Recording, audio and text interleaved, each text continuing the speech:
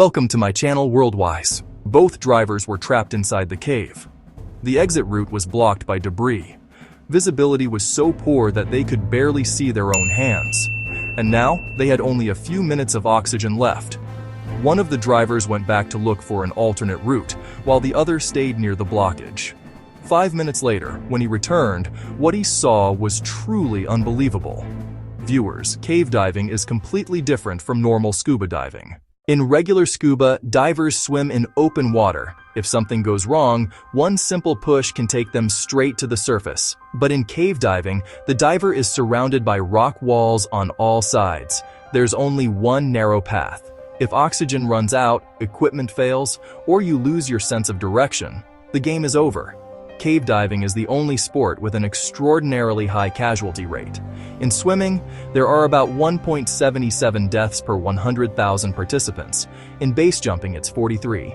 And in cave diving, an astonishing 138 deaths per 100,000 divers. Every year, around 25 to 30 divers die in this sport. The number seems small only because very few people attempt cave diving at all. In Florida, there's a place called Sherlock Springs, a maze-like cave system. Some tunnels lead to dead ends, while others lead directly to death.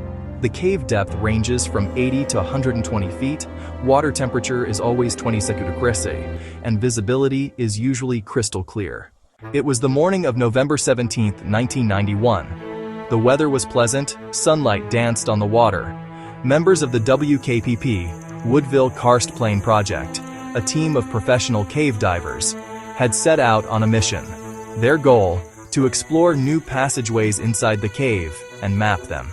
Among them were two new divers, Bill and Parker. They were friends, both driven by the same passion for adventure. For them, this dive wasn't just another mission. It was a chance to break limits and set a new record. But what they didn't know was that this journey would become the toughest test of their lives. At first glance, Sherlock Springs looks like a small pond, just a 56-meter wide pool about 9 meters deep. But the real story lies beneath, a vast limestone cave system that extends down to 91 meters, with tunnels and chambers that feel like another world. It's part of the Wakula Cave System, one of the largest underwater cave networks in the world. From the entrance begins a narrow passage called the Scars Restriction Zone. It's so tight that only one diver can pass through at a time, their tanks scraping the rocky walls. But once this section ends, a stunning sight unfolds, like an underwater highway. It's breathtakingly beautiful and equally dangerous. That day, the WKPP team was divided into 4 groups, each with a crucial responsibility. 1. The surface team stayed at the entrance, monitoring the entire mission, noting the times and ready to respond in case of emergency, a lifeline above the water. 2. The decompression team was tasked with placing oxygen tanks at specific depths so divers could breathe on their way back up. This was the backbone of the mission, as no diver could survive the ascent without decompression stops. 3. The line and safety team ensured that guidelines were properly fixed and backup lines were in place, keeping the path clear and secure. 4. And finally, the exploration team, Bill and Parker, who would venture deep into the cave to chart new routes. Around 10 a.m., everyone entered the water. Bill and Parker checked their scooters and tanks, said a short prayer, and descended into the depths. At 20 meters, they met George, a member of the decompression team. Moving forward, they reached the Scars Restriction Zone, carefully adjusting their buoyancy and using their scooters to go deeper. Soon, they entered a large chamber called Wakula, a scene so mesmerizing it felt like floating through the sky. Within 40 minutes, they reached Grand Canyon 4, descended further, and continued exploring. The tunnel narrowed, but their equipment held up well. After 25 minutes of effort, they reached the lower Wakula room, where they found a path leading upward. Everything was going perfectly. They felt free, even within the confined cave. But as their oxygen levels dropped, they decided to turn back. When they returned to the Grand Canyon area, the tunnel had changed. The water was now murky. Visibility was near zero. The once clear path had vanished. Silt filled the water, making it impossible to see. The Grand Canyon wasn't the same as it was minutes ago. It was a warning sign, and both men knew it.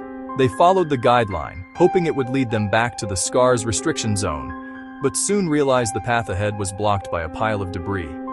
Their guideline was buried too. Their oxygen was nearly depleted, and panic began to set in. Bill signaled to Parker on his writing slate. "Stay here, I'll check the line." He swam back to confirm they hadn't taken a wrong turn. The line markers confirmed this was the exit route. Bill rushed back, but after just 5 minutes when he returned, Parker was gone. In the pitch darkness of the cave, Bill's fear took over. He shone his torch in every direction, but could see nothing through the clouded water. Then, he noticed a slight current coming from the debris pile. Maybe Parker had tried to dig through. With no time to think and his oxygen nearly gone, Bill started digging through the debris with his hands. Each second felt like death was closing in. The collapsed section was only 2 meters long, but for Bill, it felt like miles. Finally, he broke through and squeezed into the next tunnel. He saw a regulator hanging from the guideline but ignored it, desperate for air. Holding his breath, he pushed on and eventually reached the decompression station at 30 meters.